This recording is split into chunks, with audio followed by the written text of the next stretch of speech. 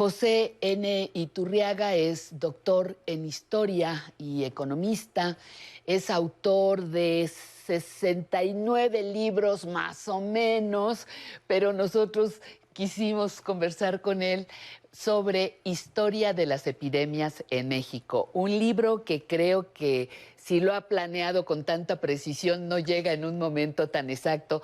Don José N. Iturriaga, muchísimas gracias por estar aquí. Un gran honor, de verdad, un abrazo cariñoso. Le agradezco mucho su presencia en nuestro programa.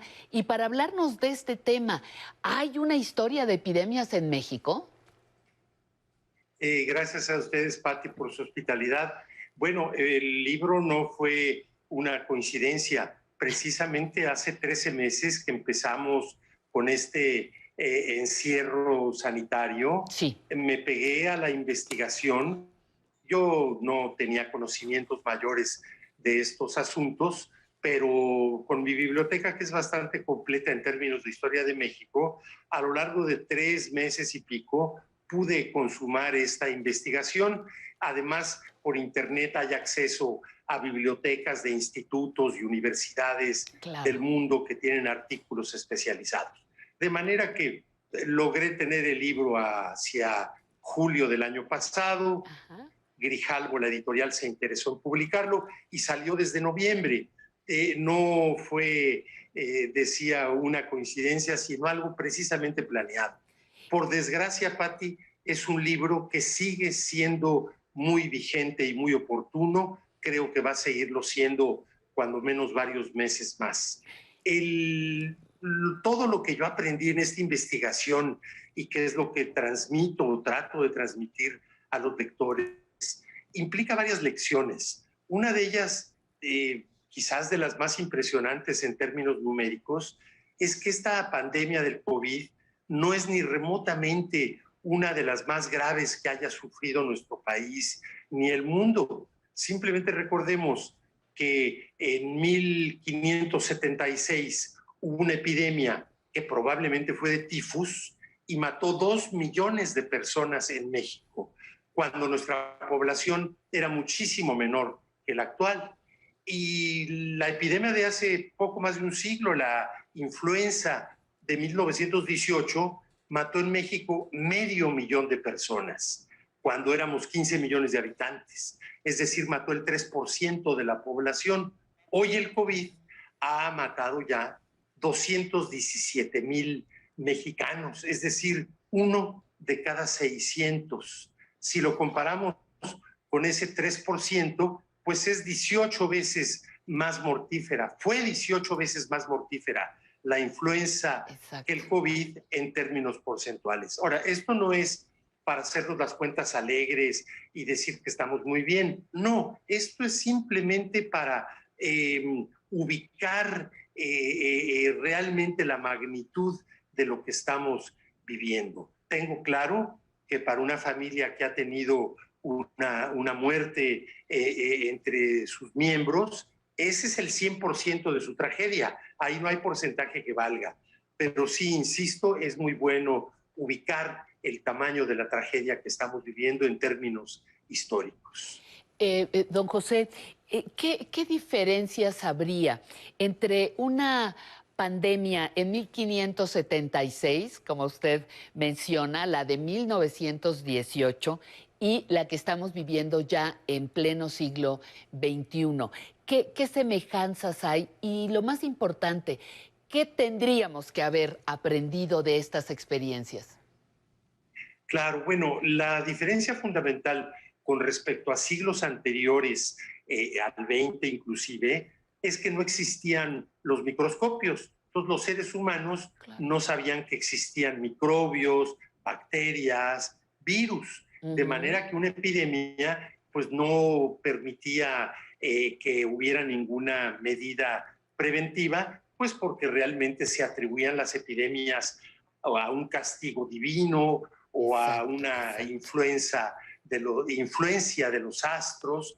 Por eso el nombre de la influenza de 1918, que ahí ya se sabía de los microbios y virus, pero el nombre le había quedado de Italia cuando de siglos anteriores todavía se consideraba que una epidemia podía provenir de la posición de las estrellas y de los astros. Entonces, esa diferencia es fundamental porque ahora sabemos claramente cuál es el origen de las epidemias.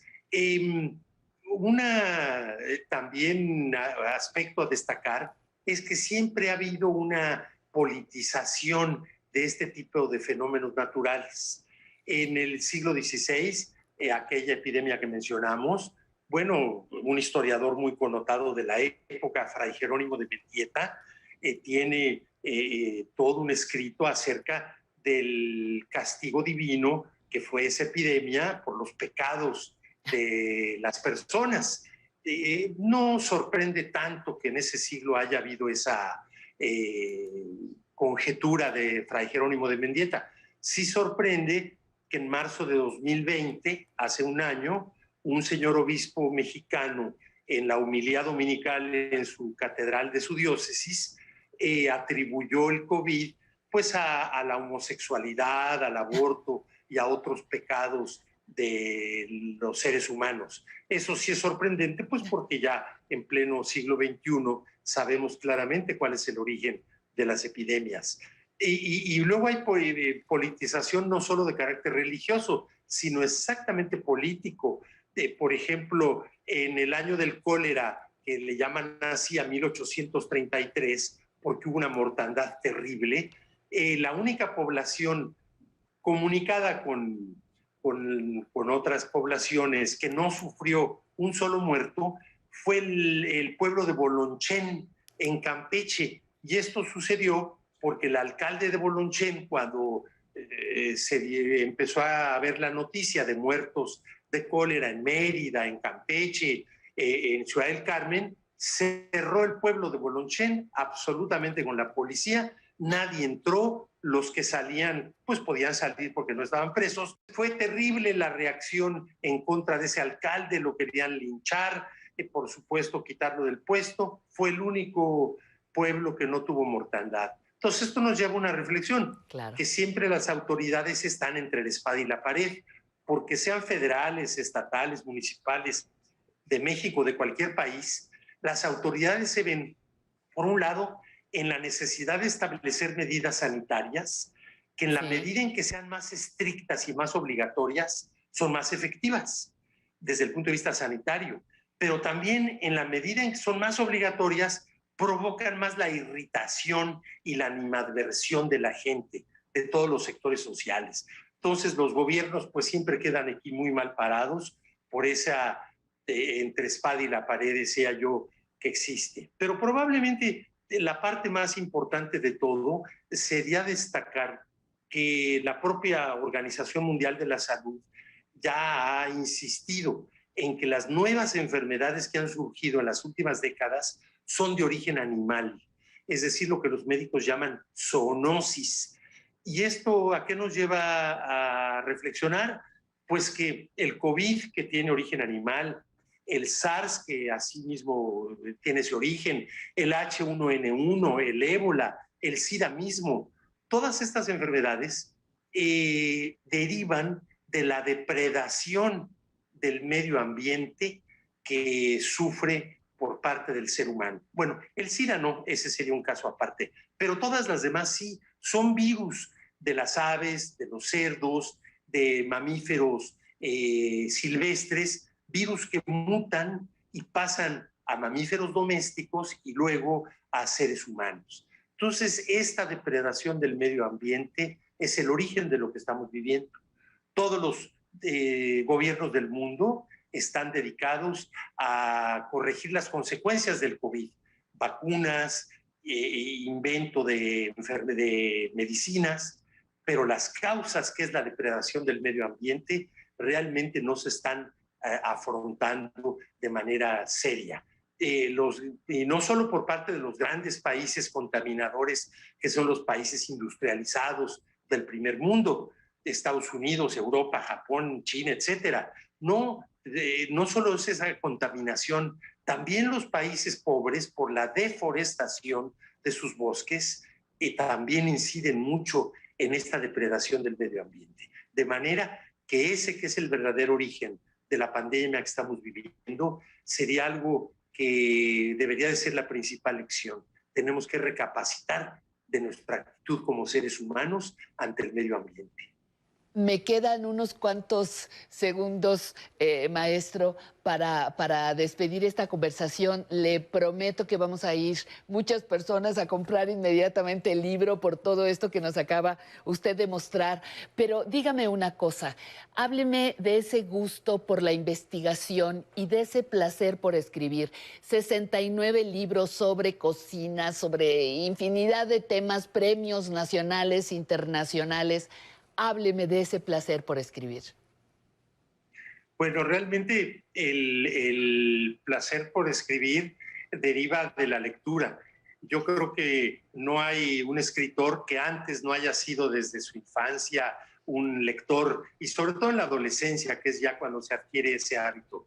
Y bueno, en mi caso, además como historiador, tengo muy claro que la historia como un mero ejercicio intelectual realmente no vale la pena. El sentido de la historia es el que sirva de algo para entender el presente y hasta donde sea posible prevenir lo que viene. De manera pues que escribir pues es una forma de conversar con un público que aunque no lo conozca uno, tiene quizás algo que recuerda al psicoanálisis, externar las ideas. Así que bueno, pues es un gran placer y desde luego entre mis libros hay 5 novelas donde ya no habiendo la parte histórica, sino simplemente la parte de creación, se llega todavía más a esa parte más profunda. Pues yo le agradezco muchísimo, José N. Iturriaga, que nos haya dedicado estos minutos para hablar de su más reciente publicación. Espero, de verdad, de todo corazón, tener algún día la oportunidad de que nos visite en el estudio y podamos conversar de su larga trayectoria como escritor y pues que podamos compartirlo con el público de nuestro programa. Le agradezco y espero verlo muy pronto. Será un placer, Pati. Muchísimas gracias. Muchísimas gracias a ustedes también por la atención.